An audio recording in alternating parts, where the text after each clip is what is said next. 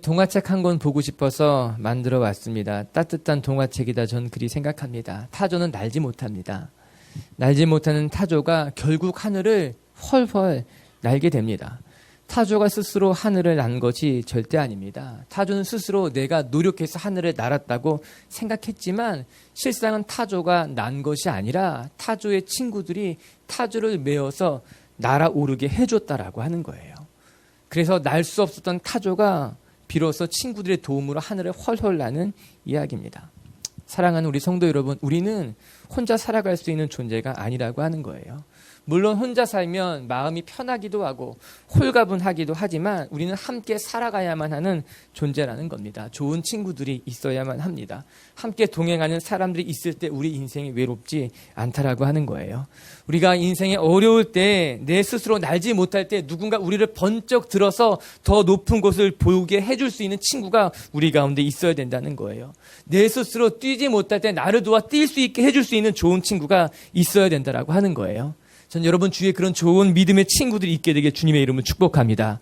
신앙이라고 하는 것은 그런 것 같습니다. 우리 스스로 하늘을 날 수 없을 때 우리를 높이 들어 올려주는 것이 신앙이라고 하는 거예요. 내 힘으로 감당할 수 없는 일을 만날 때 조용히 나를 도와주는 그 누군가를 만나는 것, 그것이 신앙이라고 하는 거예요. 그리고 성경은 그를 가리켜서 하나님의 돌보심이요, 하나님의 도움이요, 하나님의 인도하심이라고 이야기하고 있다는 거예요. 오늘 우리가 살펴본 말씀도 그와 크게 다르지 않은 말씀입니다. 오늘 우리가 읽은 성경에는 무려 12년이라는 시간 동안 혈루병과 투병 생활해온 한 여인을 보여주고 있어요. 그녀는 12년이라는 긴 시간 동안 혈루증으로 큰 고통을 겪었습니다. 어떤 것으로도 나을 수 없었는데 그러던 중에 예수님을 만나고 예수님의 옷자락에 손을 대는 순간 혈루의 근원까지 깨끗하게 낫게 되는 놀라운 일을 경험하게 됩니다. 그녀에게 새로운 인생이 시작된 건 아니겠습니까? 혈루병이 나았다고 하는 것은, 고침받았다는 것은 매우 놀라운 병이에요. 특히 이 글을 쓴 누가에게는 더욱더 그렇습니다. 왜 그런가 하면 누가는 전직이 의사였기 때문입니다. 당시 의사였던 누가는 예수님을 만난 이후에 의사의 직분을 내려놓고 3년이라는 시간 동안 예수님을 따라다녔습니다. 그리고 그 곁에서 많은 것을 보고 느끼게 되었어요. 그 중에 이 사건은 의사인 누가에게 마음 깊숙이 남겨진 사건일 것이 분명합니다. 12년 동안 어떤 의사도 고치지 못했던 혈루병이었는데 이 여인이 예수님의 옷자락을 만지자마자 그 병이 깨끗이 나았다고 하는 것, 의사인 누가의 눈에는 충격적인 사건이었고 마음에 새겨진 사건일 수밖에 없었다라고 하는 것입니다. 그리고 누가가 예수님을 소개하는 누가복음을 기록할 때 이 사건을 기록해 놓은 거예요. 사랑하는 성도 여러분, 예수님을 만난 사람은 누구나 놀라운 일을 경험하게 되어 있어요. 예수님은 마음이 상한 사람을 위로해 주셨어요. 몸이 아픈 사람을 고치셨으며 영혼이 병든 자를 치유해 주신 것이 우리 예수님의 삶이었다라고 하는 거예요. 오늘 성경에 마음이 상한 여인이었어요. 육신이 병이 든 사람이었다는 거예요. 그러나 이 여인이 예수님을 만나고 나서 그의 삶이 또 다른 인생으로, 하나님이 주신 새로운 인생으로 거듭 태어나게 됐다라고 하는 것이에요. 전 우리에게 그런 은혜가 있었으면 좋겠어요. 우리에게 상처가 있다면 상처를 치유하시는 하나님을 만날 수 있었으면 좋겠고, 우리에게 오해가 있다면 그 오해를 풀고 다시 한번 하나님을 바라볼 수 있는 믿음이 있었으면 좋겠고, 우리가 신앙을 떠났다면 다시 한번 신앙을 고민할 수 있는 시간이 되었으면 좋겠어요. 헌옷을 벗어야만 새 옷을 입을 수 있습니다. 상처를 치유해야지만 그 자리에 새살이 돋는 법이라고 하는 거예요. 오늘 주님은 이 여인을 치유하고 이 치유한 자리에 하나님의 말씀을 심고 계시다는 겁니다.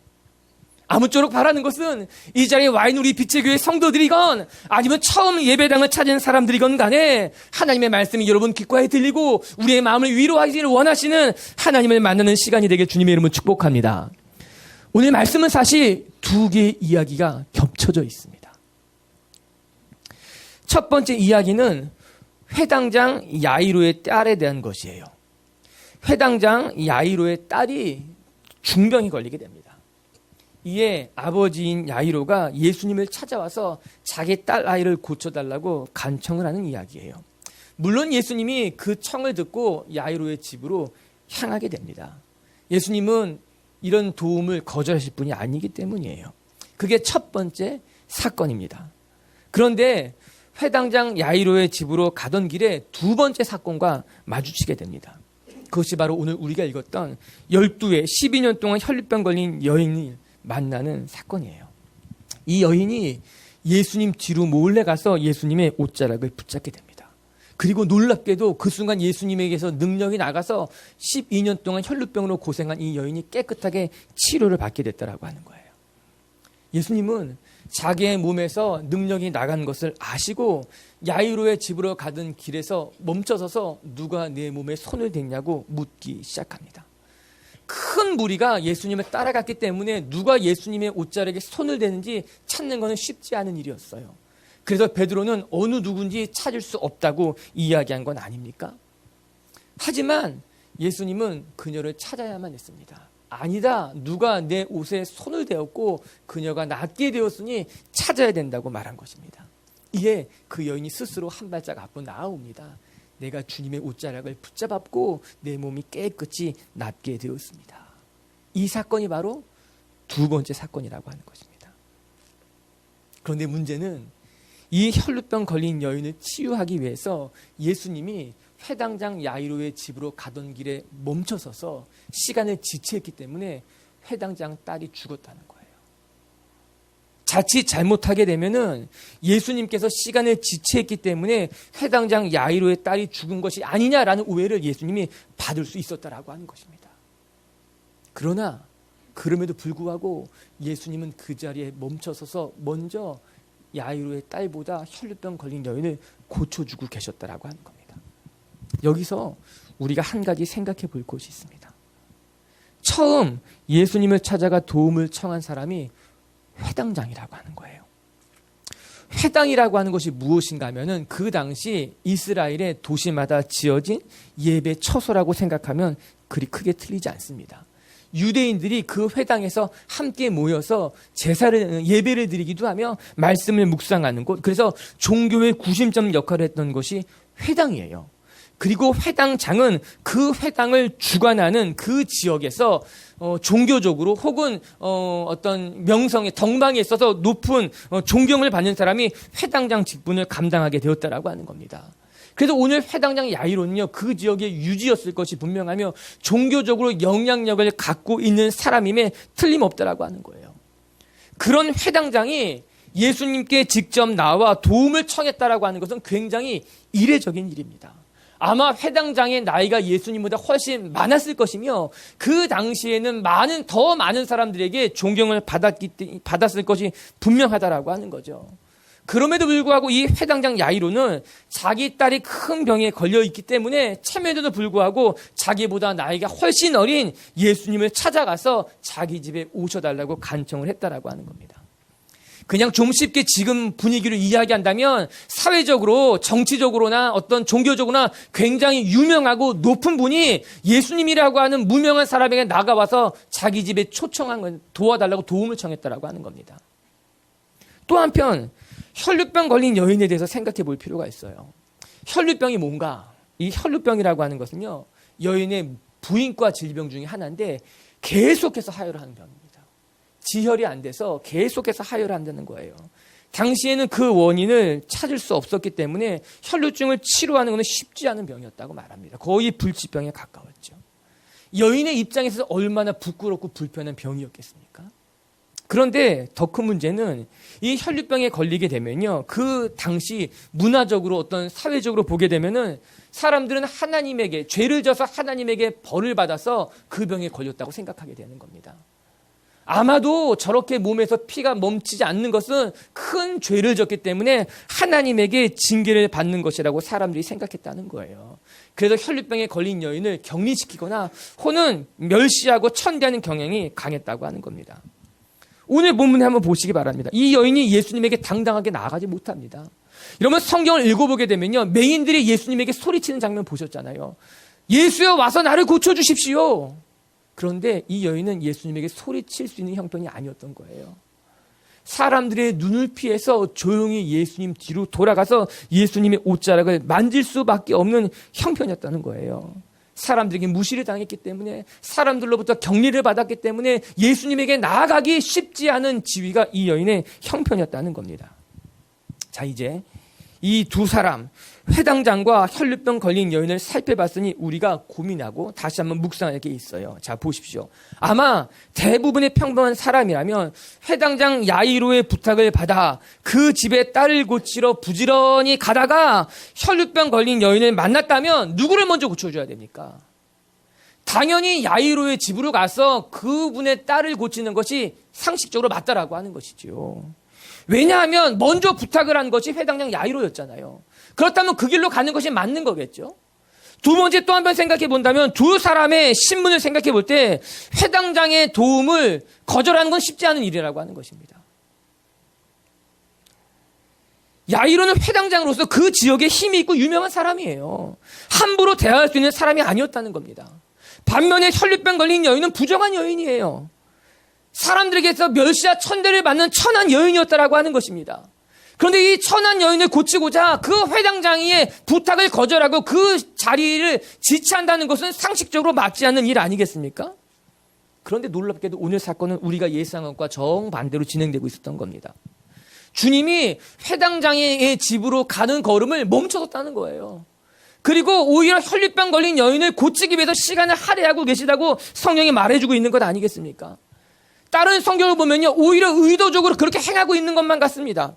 아니, 누가는 오늘 이 사건을 그렇게 우리에게 보여주고 있는 거예요. 두 개의 사건을 독립적으로 보여주는 것이 아니라 회당장 야이로의 딸을 고치는 사건 사이에 혈루병 걸린 여인의 이야기를 삽입해 놓는 것으로 말미암아 두 가지의 사건을 한 번에 보여주고 있다는 겁니다. 의도가 있었던 거예요. 목적을 가지고 이 사건을 그렇게 기록해 놓고 있었다라고 하는 것입니다. 예수님에게는 회당장 야이로의 딸을 고치는 것도 중요한 일이었지만 또 한편 그 지역에서 멸시당하고 천대받고 부정하다고 이야기하는 이 혈루병 걸린 여인을 얼마나 소중히 여기고 있었는지 누가는 그거를 보여주고 싶었던 것이었어요. 그것이 누가가 이 말씀을 통해 보여주고자 하는 중요한 메시지 중에 하나였다라고 하는 것입니다.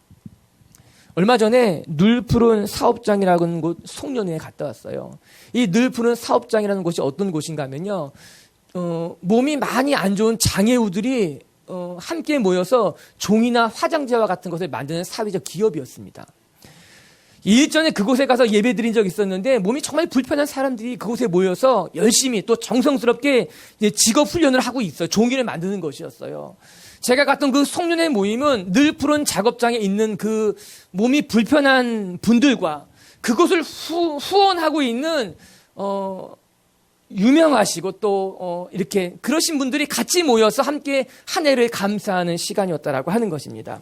저는 마음이 너무 좋았어요. 어떻게 보면 세상에서 함께 모일 수 없을 것만 같은 사람들인데 같이 모여서 함께 예배하고 같이 서로를 격려해주고 같이 이 시간을 보낸다는 것이 정말 보기 너무너무 좋은 것이죠. 여러분, 세상 사람들은요, 높고 낮음이 중요하다고 말합니다. 세상 사람들은 유명하고 무명한 것을 사람들을 나누려고 이야기한다라고 하는 것이죠. 오늘 말씀을 되돌아가 보게 되면은 회당장 야이로와 이 부정한 여인과는 구분이 될 수밖에 없는 여인이라고 하는 거예요. 너무나 다른 삶을 살고 있었어요. 너무나 다른 사회적 지위를 갖고 있었다라고 하는 것입니다. 하지만 예수님이 이 회당장의 딸을 고치는 것과 함께 그의 마음에 품고 있었던 것은 12년 동안 혈루증 걸린 이 여인을 예수님은 돌아볼 수밖에 무시할 수 없었다라고 하는 사실인 겁니다. 오늘 말씀을 읽어가면서 재밌는 것을 한 가지 발견하게 됐습니다. 그건 무엇인가 하면 회당장 야이로의 딸이 나이가 12살이었다는 거예요.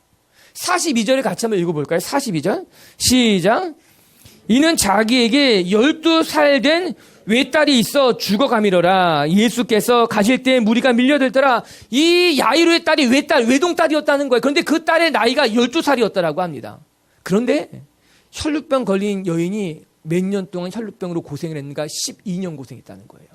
43절을 제가 읽어보게 되면 이에 12회를 혈루증으로 앓는 중에 아무에게도 고침을 받지 못한 여자가 있었습니다. 즉 회당장 야이로의 딸이 태어나는 바로 그해 그 동네 한편에서는 한 여인이 혈루병에 걸려 고생하기 시작했다라고 하는 것입니다. 한편에서는 새로운 생명이 태어나고 있어서 그 집이 기뻐하고 즐거워하고 있어요. 바로 그때 또 한편에서는 어떤 여인이 자기 몸에 끊임없이 피가 흘러나오는 것으로 말미암아 고통당하기 시작했다라고 하는 것이에요. 전혀 다른 분위기, 전혀 다른 사건이 오버랩되면서 예수님의 마음을 들여다볼 수 있는 사건이 되어버린 것입니다. 이 12년이라는 시간, 이 꼬마 아이가, 이 여아이가 자라나는 시간이었지만 그와 함께 혈루증 걸린 여인이 12년 지난 고통당하는 시간이었더라고 성경이 말해주고 있는 거예요. 이에 예수님은 이 여인의 아픔을 지나칠 수 없었던 겁니다. 세상 사람들이 보기에는 높고 낮음이 있을지 모르지만 주님에게는 높고 낮음이 있지 않았던 거예요. 우리 하나님의 나라에는 크고 작음이 중요하지 않으며 유명하거나 무명한 것이 큰 의미를 갖고 있지 못하기 때문에, 아니 오히려 예수님이 이 낮은 여인에게 12년 동안 고통을 당하는 이 여인을 지나칠 수 없어서 오히려 그녀를 위하여 가던 길을 멈추고 그녀를 치유하고 있다고 성경이 우리에게 보여주고 있는 것 아니겠습니까? 전 오늘 말씀을 묵상하면서 예수님의 마음이 어디 있는가를 보게 됩니다. 사랑하는 성도 여러분, 우리 예수님의 마음은요, 크고 작음이나 높고 낮음에 있지 아니하며 가장 낮은 곳에 오히려 사람들에게 소외된 그 자리에 예수님의 마음이 계시다라고 하는 거예요. 저는 바라는 것은 우리 빛의 성도 여러분 마음이 높은 곳에 있는 것이 아니라 크고 화려하고 유명한 곳에 있는 것이 아니라 오히려 낮은 곳에, 오히려 가난한 곳에, 오히려 사람들에게 소외받는 그곳에 우리 빛의 성도들의 마음이 있게 되길 주님의 이름으로 축복합니다. 그리고 이 자리에 와 있는 분들에게 축복하고 싶은 것은 우리 예수님의 마음이 바로 여러분 한 사람 한 사람에게 향하고 있다는 것을 깨닫게 되길 주님의 이름으로 축복합니다. 예수님은요, 결코 한 사람 한 사람을 그냥 스쳐보내는 분이 아닌 거예요. 예수님 결코 한 사람 한 사람을 그냥 대충 보고 흩어보는 분이 아니라고 하는 거예요. 예수님은 한 사람 한 사람을 정성껏 대하며 그 사람에게 하나님의 마음을 심으시는 분이 우리 예수님이라고 하는 것입니다.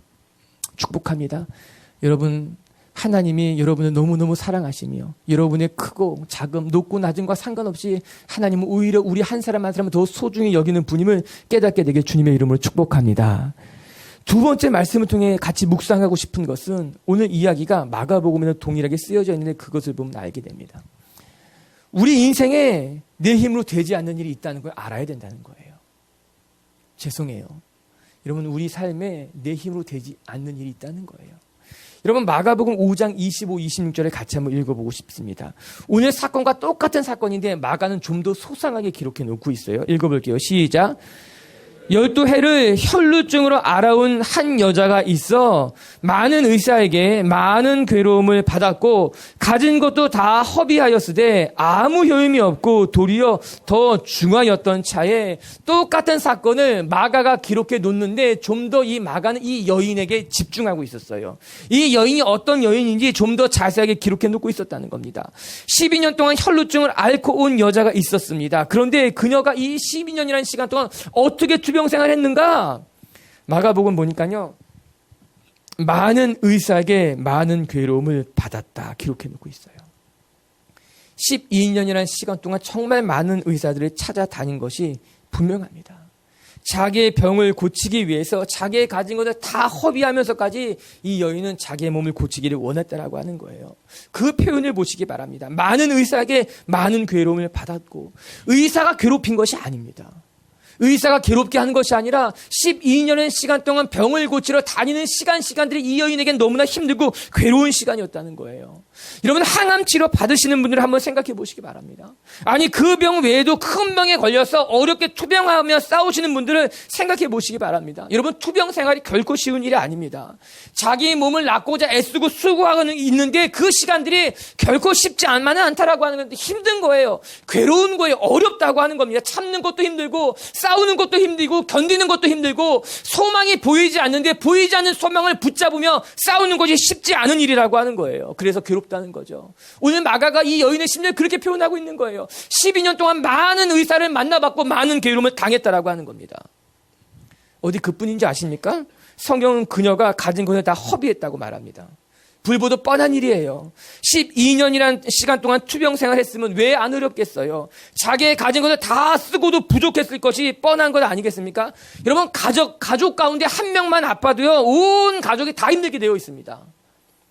재정적으로 아주 넉넉하지 않다면요, 가족 중에 큰 병 걸린 사람이 한 명 있으면요, 온 가족이 힘들게 돼 있어요. 가정이 무너지는 경우도 많이 보게 됩니다. 그게 고생이에요. 힘든 거예요. 허비. 이 여인도 자기가 가진 걸 다 허비할 수밖에 없었다고 이야기하는 건 아닙니까? 이게 이 여인의 아픔이었다라고 하는 거예요. 말씀을 읽으면서요, 부인할 수 없는 한 가지가 무엇인가 하면요, 여러분, 우리가 인생을 살다 보면요, 내 힘대로 되지 않을 때가 있다라고 하는 거예요. 내가 감당하기 어려운 일을 만날 때가 있다라고 하는 것입니다. 내가 감당하기 버거운 일을 만난다고 하는 거예요. 오늘 말씀을 읽으면서 제 마음에 가장 가슴 아픈 단어가 뭔지 아십니까? 아무 효임이 없고예요. 12년 동안 그렇게 많은 의사를 만나봤는데 내가 가진 것을 다 허비했는데도 불구하고 아무 효임이 없었다라고 하는 것입니다.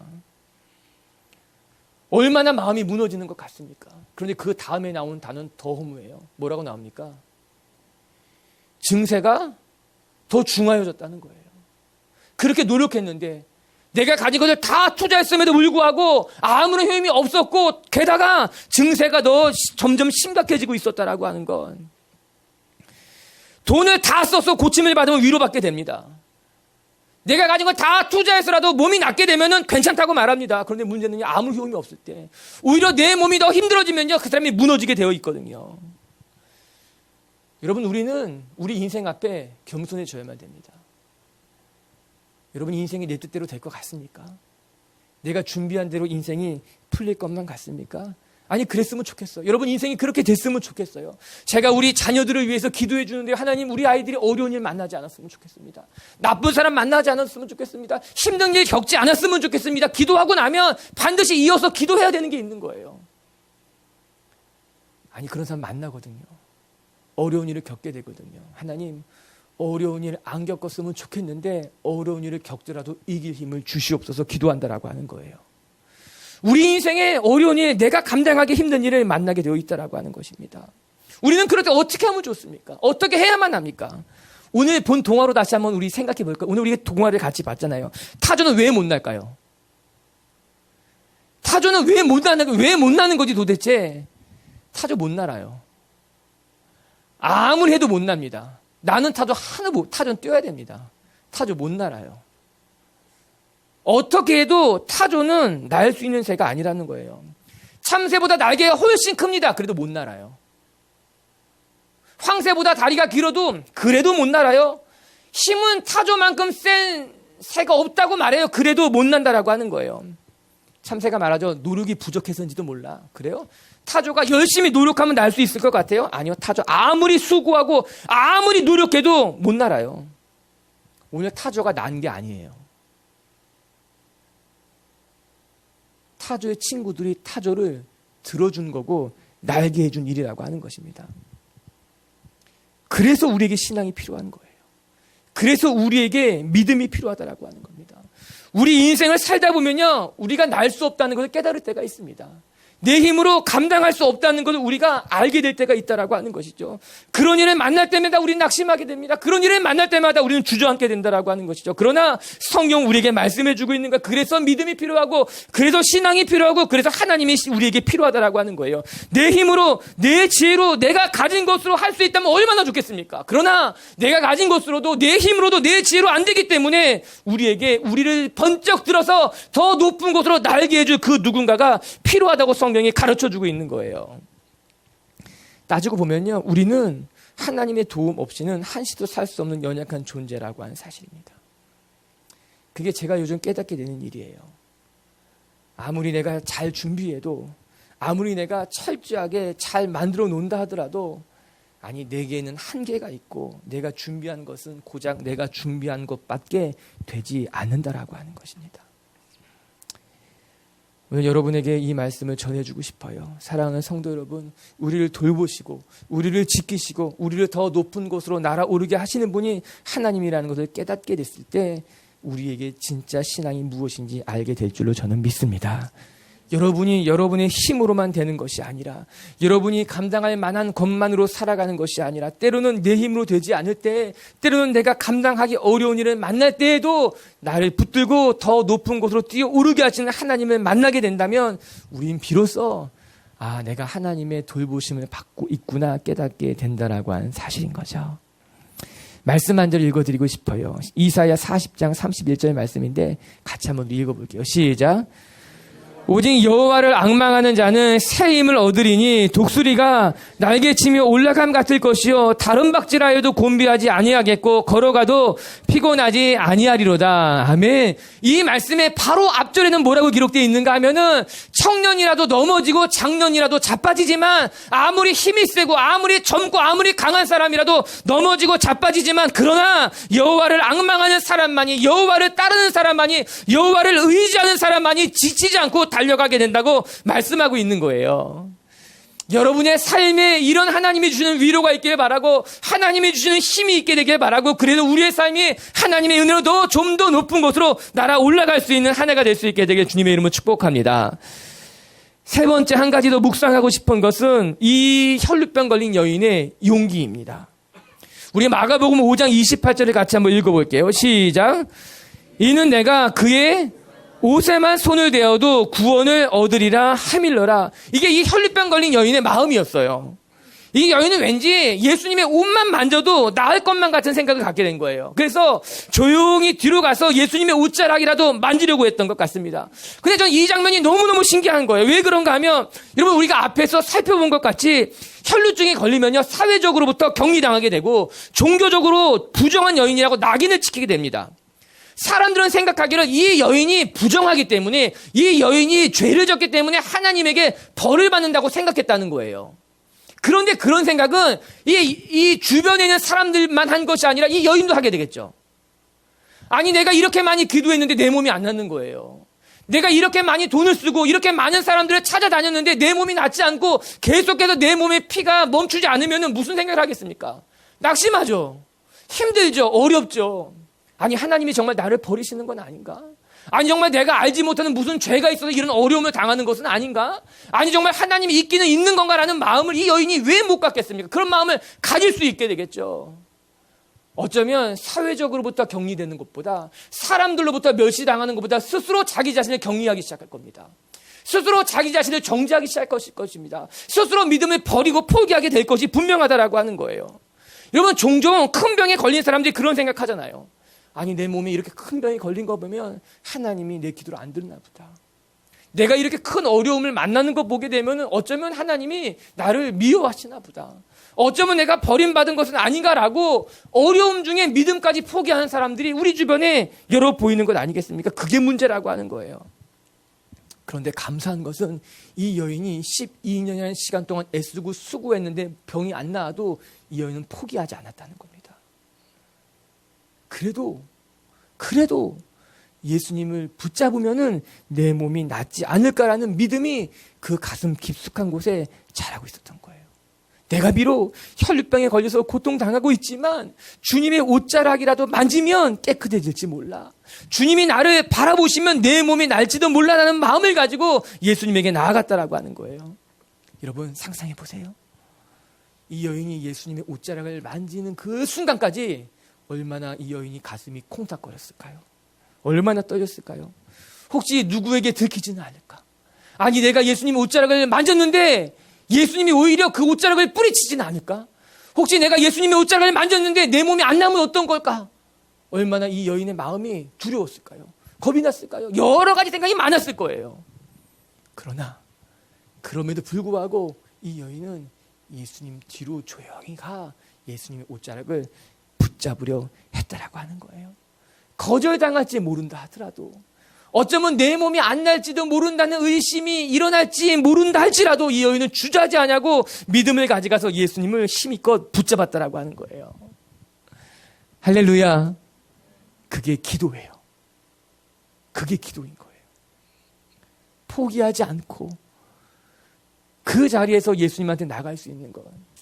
사랑하는 성도 여러분, 기도의 문이 다 닫혀서 내가 오랜 시간 동안 기도했는데도 내 몸이 낫지 않아 포기했을 때 어쩌면 그때가 바로 하나님을 만나는 절호의 찬스일지도 모른다는 거예요. 내 인생의 모든 것이 다 무너진 것만 같은 바로 그때가 어쩌면 하나님의 기적의 문이 열리는 순간이 될 수도 있다라고 하는 거예요. 내가 감당할 수 없는 문제를 만나서 그 자리에 무너 앉아 있을 때가 어쩌면 하나님이 기도의 문을 여시는 하나님의 응답의 문을 여시는 순간이 될 수도 있다라고 하는 것입니다. 전 우리에게 그런 순간, 그런 하나님과의 마주침의 시간이 있었으면 좋겠어요. 오늘 예수님이 그녀의 중심을 보십니다. 사람들은 다 그녀의 껍데기를 봅니다. 12년 동안 혈루병에 걸린 그 껍데기. 어쩌면 하나님에게 저주받은 건지도 모른다고 하는 그 껍데기. 계속해서 몸에서 피가 몸쪽에 흘러난 그 껍데기. 사람들은 그녀의 껍데기를 보았지만 예수님은 그녀의 중심을, 그녀의 마음을 들여다보고 계셨다라고 하는 거예요. 하나님은요, 우리 마음을 보시는 분이시고요. 하나님은 우리 형편을 살피시는 분이라고 하는 거예요. 그리고 그 하나님은 우리의 마음을 보시고 우리 마음속에 하나님의 은혜를 부어넣으신 분이 우리 하나님이라 성경은 기록하고 있는 겁니다. 사랑하는 성도 여러분, 오늘 저와 여러분에게 이 주님의 사랑이 우리 마음속에 찾아 들어와서 우리 안에 혈루의 근원까지, 우리 안에 상처의 쓴뿌리까지, 우리 안에 부끄러운 것까지 깨끗하게 치유하시는 귀한 시간이 될 수 있게 되기를 주님의 이름으로 축복합니다.